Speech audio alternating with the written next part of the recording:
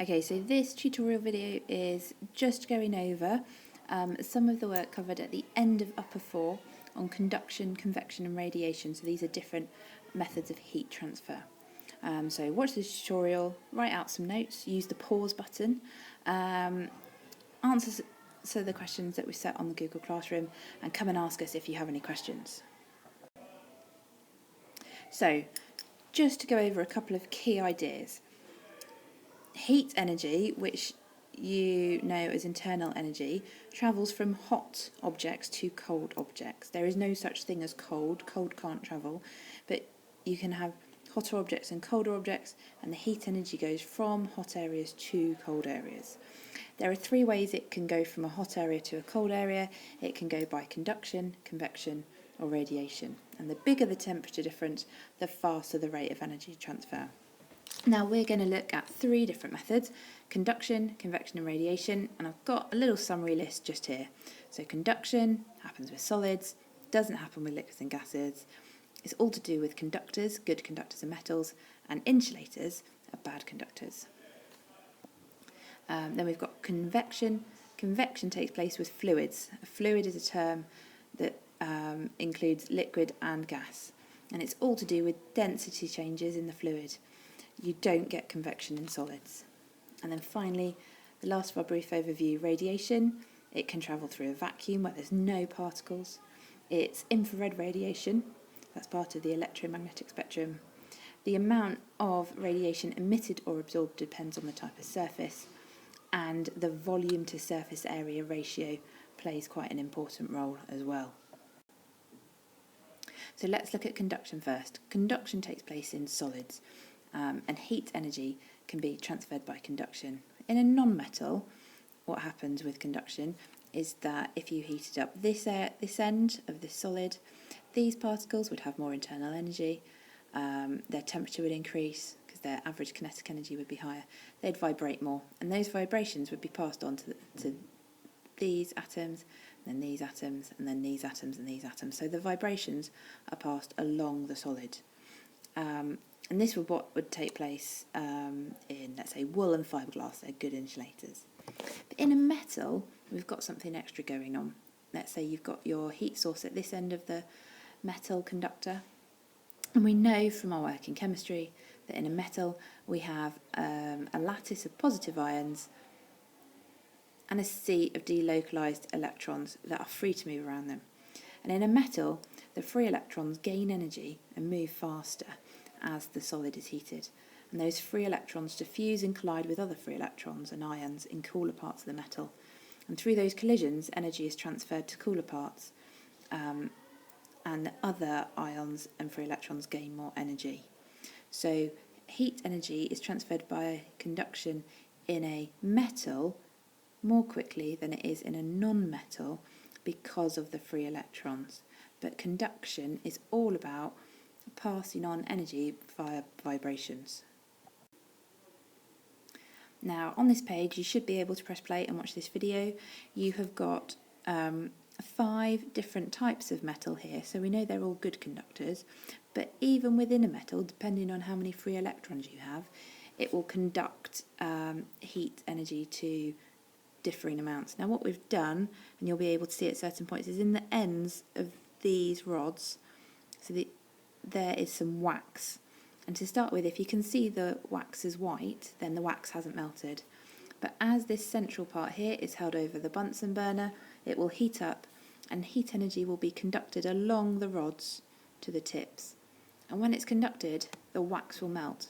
So depending on which wax melts first, you know which metal is the best conductor. Now let's talk about convection. Convection takes place in fluids, and a fluid is a term for a liquid or a gas.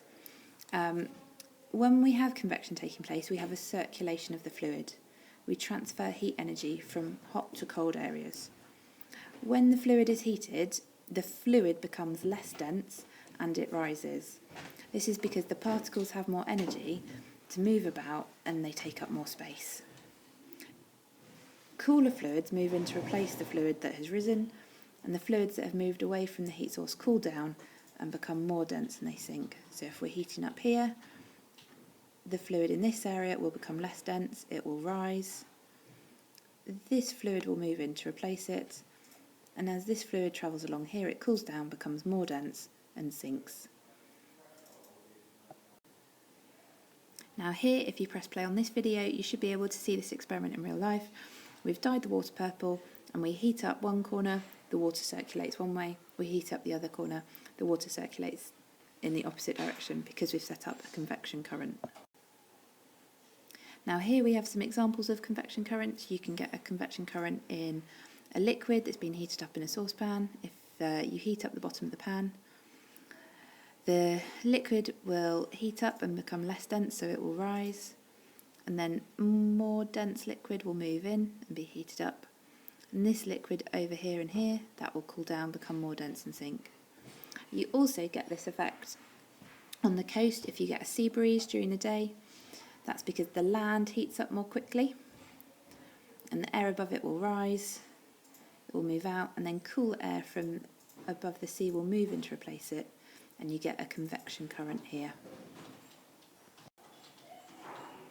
Next we're going to talk about radiation. Now radiation is quite different from conduction and convection because it doesn't need any atoms or molecules to move around or pass on vibrations in order to transfer energy. Every object emits and absorbs infrared radiation. So emit means give out and absorb means take in. So infrared radiation is energy transferred by electromagnetic radiation. It's part of the electromagnetic spectrum. The hotter the object, the more infrared radiation emitted in a given time. So hotter objects emit more radiation. The surface of the object affects how much radiation is emitted and absorbed. So if we have a black matte surface on this can, that will be a good absorber and a good emitter. But if we had a light, shiny or silver surface, that will be a poor absorber and a poor emitter. Now, one thing that's really important to think about when you're answering questions is, does the question involve an object emitting radiation, or does the question involve an object absorbing information? And the best way to decide is to go back to our original point that heat energy travels from hot objects to cold objects. So if your question involves a hot can and the surroundings are cooler, then the can is going to be emitting.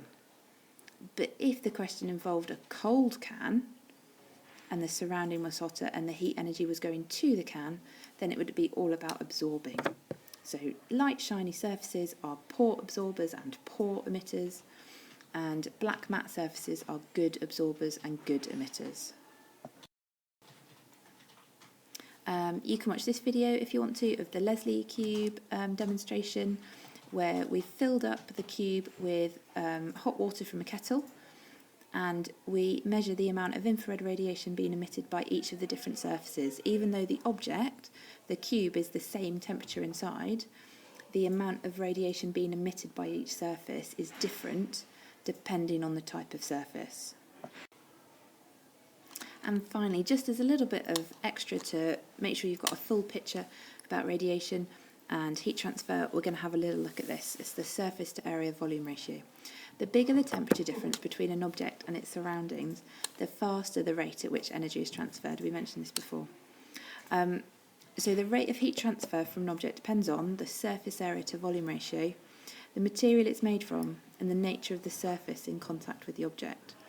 So some devices are designed and some animals are adapted to transfer energy. So in here, we've got the cooling fins inside an engine.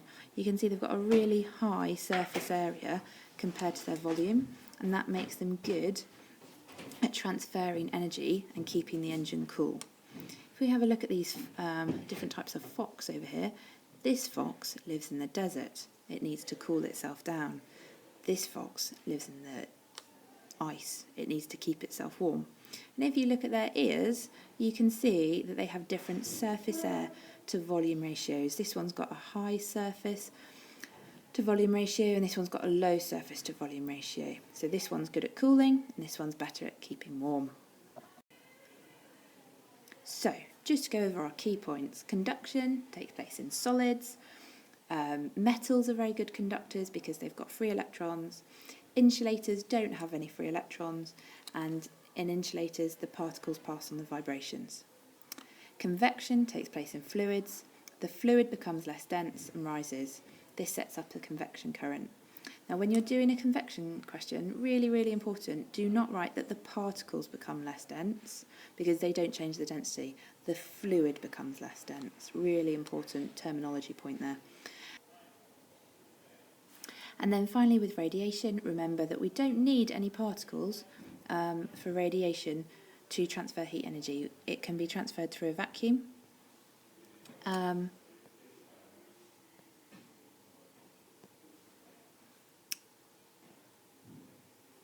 Infrared radiation is an electromagnetic wave, and that is how radiation is transferred as heat energy, and it's all about the surface.